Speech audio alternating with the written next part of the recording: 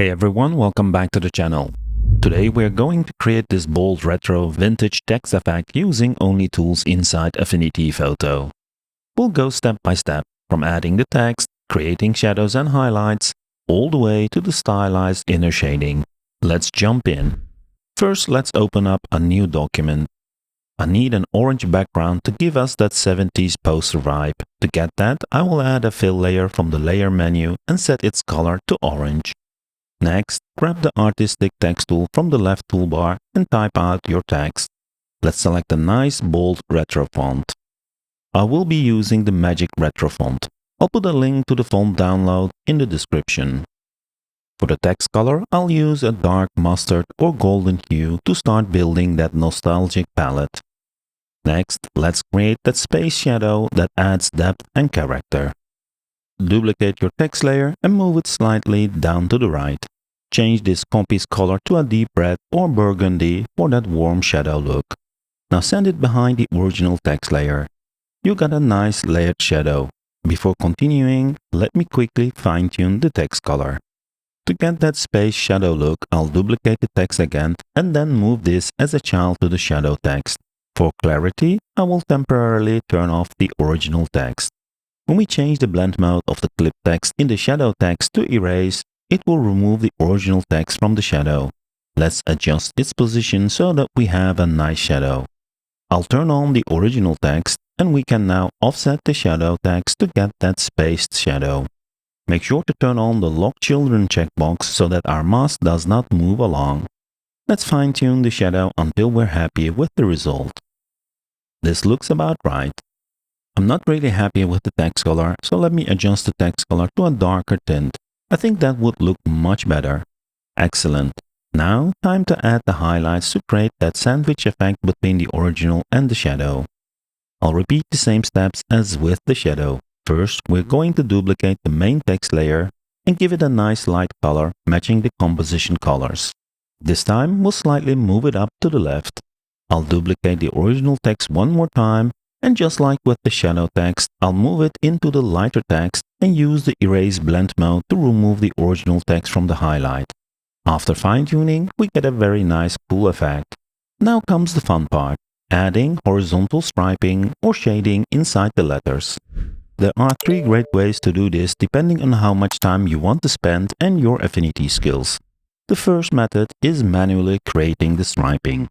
I'll duplicate the text, add a rectangle, and move it as a child to the duplicated text layer so that it gets clipped inside the text. I can duplicate the rectangles and space them as I want inside the text, and we get our effect. As we manually recreated the shading, we can color them as we wish.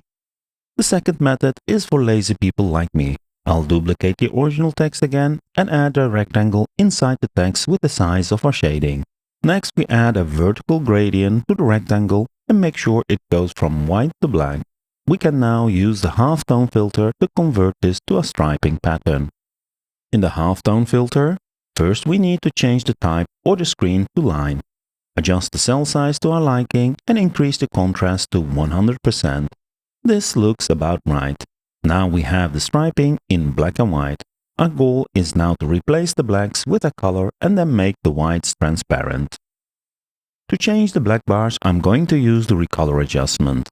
Notice when we apply the recolor adjustment on top of the halftone rectangle, it also affects the text color. An easy fix is to make a group from our halftone rectangle and then apply the recolor adjustment. This way, the recolor will only affect items in the group. As you notice right now, the text color is not affected. To recolor the black, we just need to increase the lightness and modify the hue until we have a color we are looking for. To remove the whites, we go to the group and then adjust the blend range of the group to exclude the lighter areas from the group for blending, effectively making the whites transparent. Pretty cool. We can go back to the recolor adjustment and fine-tune the color to our liking. By the way, you can also go back to the gradient and adjust it to your needs. Anyway, next we have the most advanced method, which uses a procedural texture. We start again by making a duplicate of the original text and move this to the top of the text. I'll also make a group from this as we will need to recolor the effect, just like the previous method. let's select the text first and add the postural texture filter to it. I'll start with a simple formula and add the two required parameters. Because the formula uses a relative I variable, we can adjust the position of the bars by dragging on the canvas while the postural texture dialog is open. By the way, I will share all the used formulas in the description.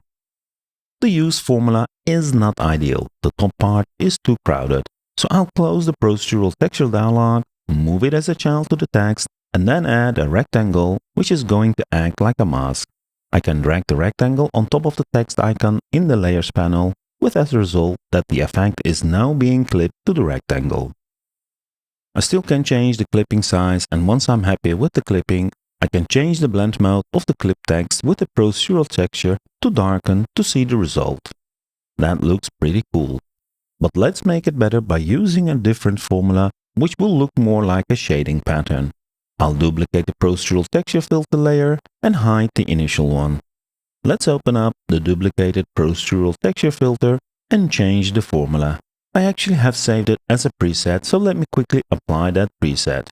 Just like with the previous formula, I can drag on the canvas to position the pattern. As you notice, this is a much better pattern, and to be honest, I spent quite a bit of time to get it right, and probably I overcomplicated it. For geniuses amongst us, please do share if you have a better formula to create this shading pattern. The group with the striped text is in darken blend mode, and if we want to change the color of the bars, we need to apply the same trick as the second method. Change the blend mode to normal and adjust the blend range to clear the whites. Now in the group, we can add a recolor adjustment and adjust it to our needs. Pretty awesome. And there you have it, a classic retro style text effect built entirely in Affinity Photo. I guess the cherry on the top was the postural texture formulas used to create the shading pattern. If you enjoyed this tutorial, give it a thumbs up, hit subscribe, and let me know in the comments which shading method was your favorite. Thanks for watching and keep creating. Until the next video.